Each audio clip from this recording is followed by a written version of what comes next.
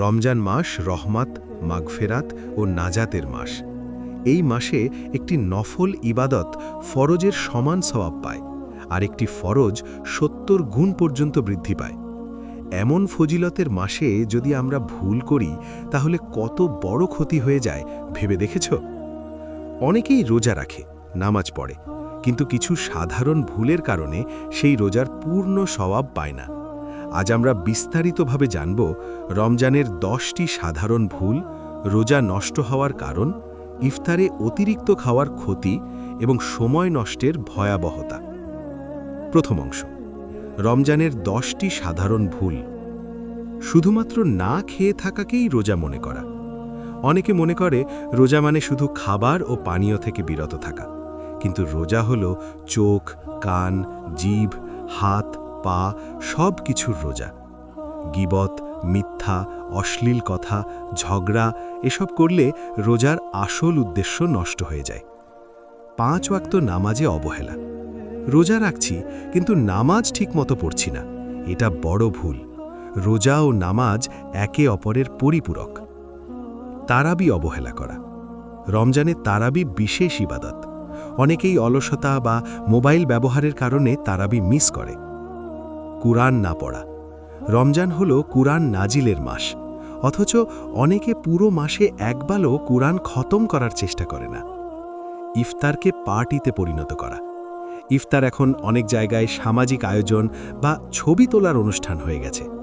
ইবাদতের মনোভাব হারিয়ে যাচ্ছে। সেহেরি না খাওয়া। সেহেরিতে বরকত আছে, অনেকেই ঘুমের কারণে সেহেরি বাদ দেয়। বেশি ঘুমানো।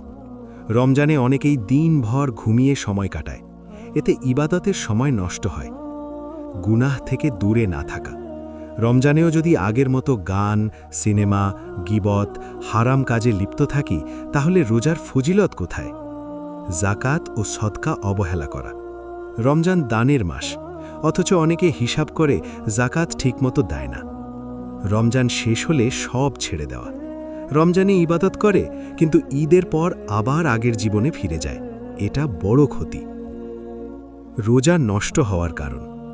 অনেকেই জানে না কোন কাজ করলে রোজা ভেঙে যায়। নিচে গুরুত্বপূর্ণ কারণগুলো দেওয়া হলো। 1. ইচ্ছাকৃত খাওয়া বা পান করা।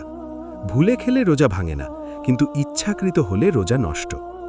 2. স্বামী স্ত্রীর সহবাস। রোজা অবস্থায় সহবাস করলে রোজা ভেঙে যায় এবং কাফফারা ওয়াজিব হয়। 3. ইচ্ছা করে বমি করা। নিজে ইচ্ছা করে বমি করলে রোজা ভেঙে যায়। 4. মাসিক বা নিফাস শুরু হওয়া। মহিলাদের ক্ষেত্রে রোজা ভেঙে যায়, পরে কাজা করতে হয়। 5. জেনে শুনে রোজা ভাঙা, যেমন সিগারেট খাওয়া, পান খাওয়া ইত্যাদি। 6. শরীরে পুষ্টিকর ইনজেকশন নেওয়া।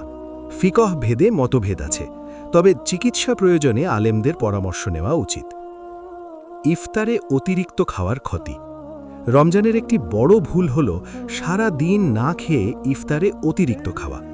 শারীরিক ক্ষতি, হজমের সমস্যা, গ্যাস্ট্রিক, অলসতা, তারাবি পড়তে কষ্ট। আধ্যাত্মিক ক্ষতি, পেট ভরে গেলে ইবাদতে মন বসে না, কুরআন পড়ার শক্তি কমে যায়। রাসূল সাল্লাল্লাহু আলাইহি ওয়াসাল্লাম পরিমিত খাবার খেতে বলতেন। পেটের 1/3 খাবার, 1/3 পানি, 1/3 খালি রাখা উত্তম। সময় নষ্ট করার ভয়াবহতা। রমজান বছরে মাত্র একবার আসে, কিন্তু আমরা কি করি? 1. মোবাইল স্ক্রল করতে করতে ঘণ্টা পার। 2. অপ্রয়োজনীয় আড্ডা। 3. সিরিয়াল, নাটক, গেমে সময় নষ্ট। 4. ঘুমিয়ে পুরো দিন শেষ। 1 মিনিটও মূল্যবান। একটি আয়াত পড়লেও সওয়াব, একটি তাসবিহ পড়লেও সওয়াব। কিভাবে এই ভুলগুলো এড়াবো? 1. দৈনিক রুটিন বানাও। 2. মোবাইল ব্যবহারে সীমা নির্ধারণ করো। 3. প্রতিদিন অন্তত 1 পারা কুরআন পড়ার চেষ্টা। 4. ইফতার হালকা রাখো। 5.